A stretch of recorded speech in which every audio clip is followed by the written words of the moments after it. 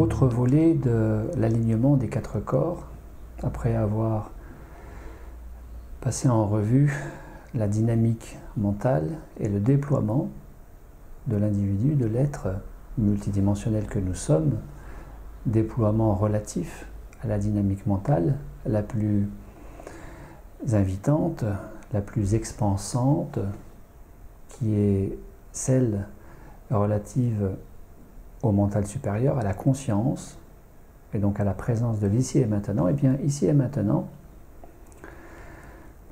les émotions. Comment gérer les émotions? Comment gérer les émotions? Alors, avant de parler de les gérer, sans en faire un cours théorique, magistral, fastidieux et ennuyeux, que seraient les émotions? Puisque bien des personnes confondent émotion et sentiment. L'émotion est plutôt passagère et de courte durée, qu'elle soit agréable, la joie, qu'elle soit désagréable, la tristesse, la peur, la colère, la honte, la culpabilité. Le sentiment est quelque chose de plus durable dans le temps, plus stable, plus permanent. Le sentiment renvoie à l'affectif, l'affect, exemple l'amour. Si l'amour se situe dans ce compartiment, le siège central étant le cœur, la conscience du cœur, conscience affective au niveau du cœur. On dit aussi « j'ai mal au cœur » quand je me sens triste.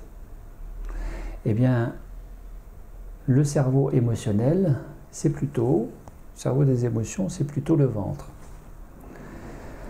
Encore que vous voyez, j'ai mal au cœur, ça se situe, ça se localise pour le grand public au niveau du cœur. Et donc ce n'est plus le ventre. Ça veut dire que les choses ne sont pas forcément figées et compartimentées de façon définitive. Parce que si l'émotion peur peut se ressentir dans le ventre, la peur au ventre, eh bien l'émotion joie peut aussi se ressentir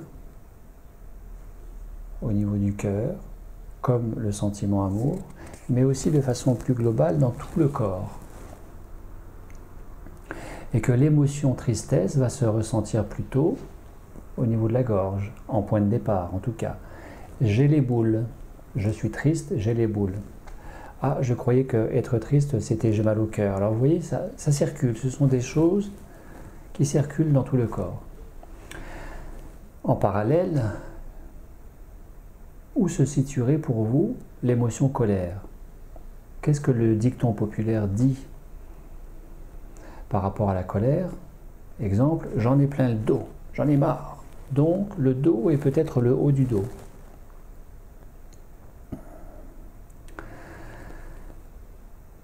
Comment gérer les émotions? Eh bien, comment gérer une émotion si nous ne l'accueillons pas? Parce qu'il y a accueillir et accueillir. Il y a accueillir voulant dire je suis ouvert à ressentir pleinement cette émotion sans chercher obligatoirement à l'atténuer, à l'éradiquer, à la contrôler, à la retenir et l'amplifier comme la joie.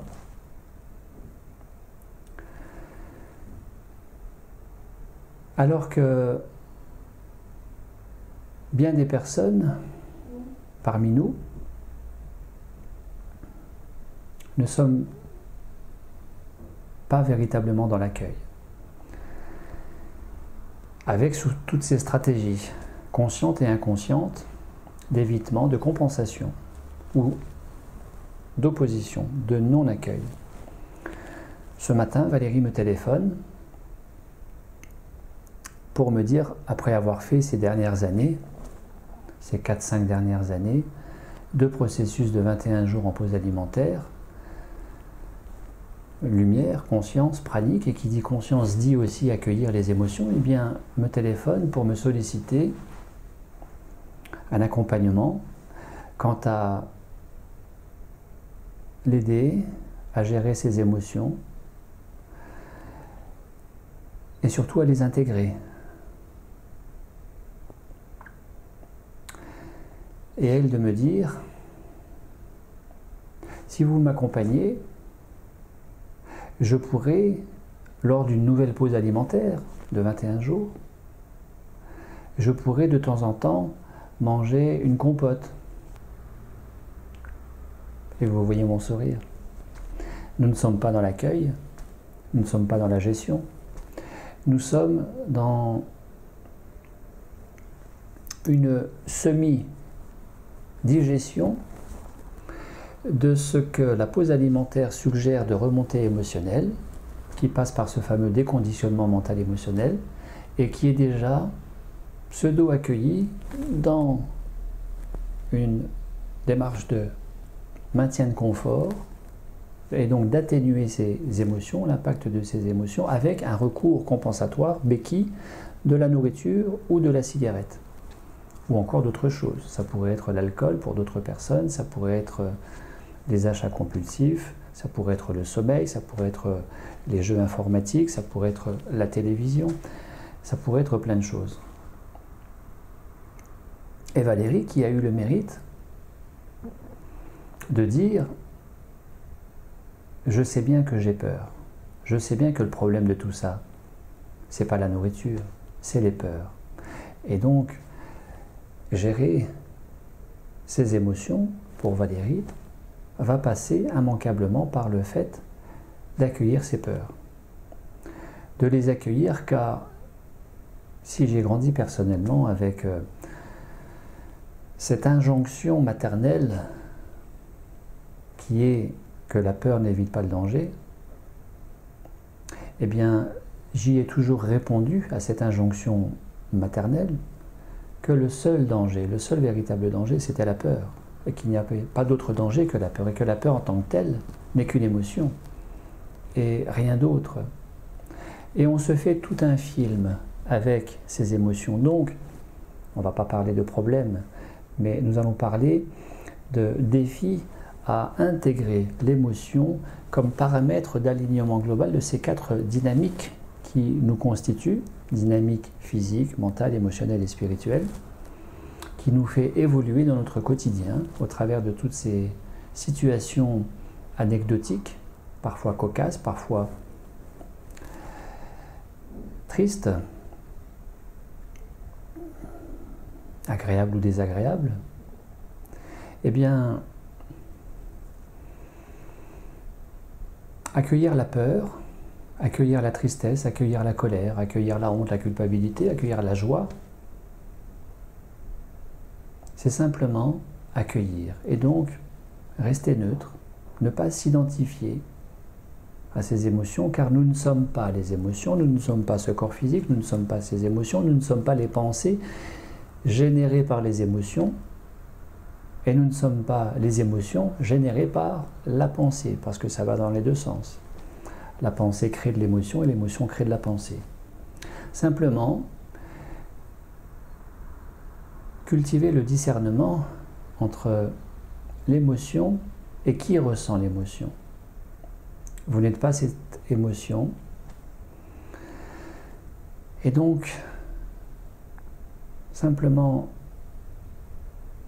accepter de la vivre pleinement, dans le discernement de ne pas être cette émotion, et donc dans la non-identification à cette émotion, car à partir du moment où vous vous identifiez, vous embrayez les pensées, car c'est le mental qui identifie l'individu à l'émotion.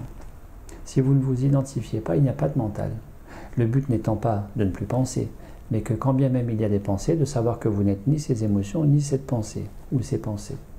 Et ainsi d'accueillir pleinement ce qui se vit à l'intérieur, de manière à n'y opposer aucune résistance, car ce à quoi je résiste persiste. Donc la meilleure façon de gérer une émotion en vue de l'intégrer et donc de ne plus être dans le réflexe compensatoire à l'émotion par la nourriture ou autre chose, consiste en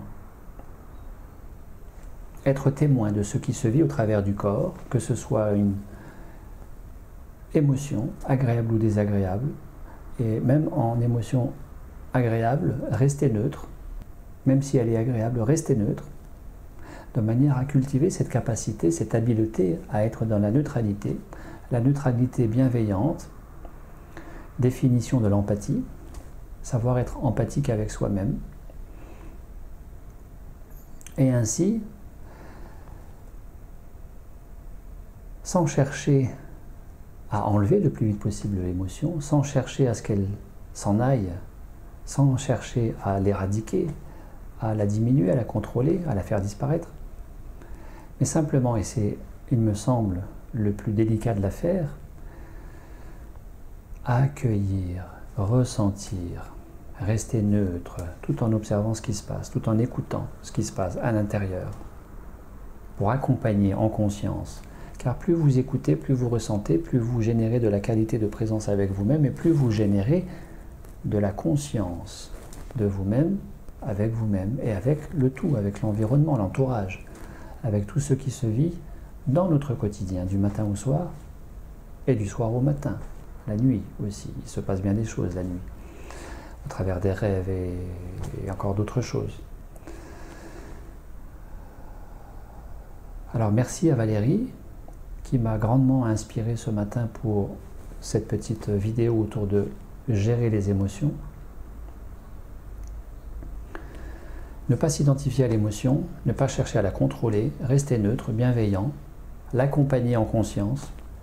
C'est tout simplement l'image de l'orage avec de la pluie, avec du vent, avec des éclairs, et que personne ne monte avec une échelle au ciel pour stopper l'orage, pour le diminuer, tourner un bouton pour qu'il s'arrête ou pour qu'il se déplace sur la ville d'à côté.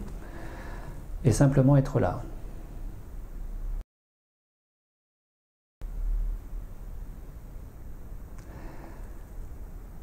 Être témoin de ce qui se vit, c'est générer davantage de maîtrise en apprenant, en désapprenant à ne plus contrôler ce qui, à mon sens, constitue une très bonne définition de la liberté, générer la maîtrise, pour cesser de contrôler, et qui plus est avec les réflexes compensatoires dont nous savons tous qu'ils sont autant passagers, éphémères et donc impermanents qu'illusoires. En tant que tel, c'est l'illusion que d'avoir recours au substitut émotionnel.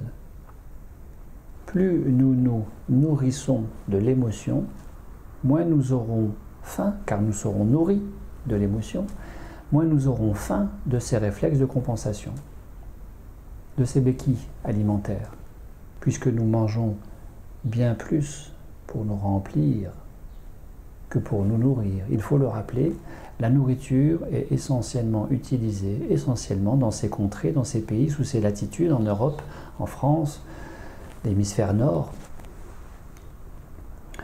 Nous avons recours bien plus à la nourriture pour nous caler émotionnellement, pour nous anesthésier émotionnellement, comme l'alcool sert aussi à s'anesthésier, pour nous remplir dès lors que nous sentons ce vide à l'intérieur, ce vide gastrique qui renvoie au vide existentiel, et le vide existentiel qui renvoie à la carence affective, au sentiment, schéma de l'abandon, dont nous sommes à peu près tous et toutes concernés de près ou de loin. Plus nous nous nourrissons en conscience de ces émotions, sans les revendiquer, sans les retenir, sans s'y opposer, sans les éviter, plus nous serons nourris, non pas des émotions, mais de la conscience générée par l'écoute de ces émotions. Et moins nous aurons faim de ces réflexes compensatoires, qui tôt ou tard, faut-il le rappeler aussi, génèrent très souvent ces troubles fonctionnels liés au stress. Le stress étant grandement entretenu par les émotions mal gérées et dont les béquilles alimentaires nous amènent tôt ou tard chez le médecin. Ça s'appelle le cholestérol, ça s'appelle l'hypertension artérielle, ça s'appelle le diabète, ça s'appelle les articulations fragilisées avec de la sclérose, avec de l'arthrose, avec des inflammations, lombalgie, arthralgie, gonarthrose, coxarthrose, mal de genou, mal de hanche, etc., etc. Alors vive les émotions, émotion qui vient du latin ex movere, aller hors de, mouvement hors de, énergie, carburant qui nous amène en dehors de. Bien sûr, l'émotion, elle nous excentre de nous-mêmes. Mais l'émotion n'est pas plus à diaboliser, car bien des personnes aussi considèrent que nous ne devrions plus avoir d'émotions, que tôt ou tard, les sentiments remplaceront les émotions. Pourquoi pas? Tant mieux qu'il y ait davantage de sentiments, amour, que d'émotions. Pourquoi pas? Mais c'est aussi le propre de l'humain que de ressentir des émotions, c'est tout à fait humain, et ce qui relève de notre devoir d'être heureux, notre seul devoir étant d'être heureux, ce que disait Diderot, c'est la gestion des émotions. Alors vive les émotions et vive le ici et maintenant, dans l'accueil, le pleinement écouter, ressentir ces émotions, tout simplement. Merci à vous, à très bientôt, au revoir.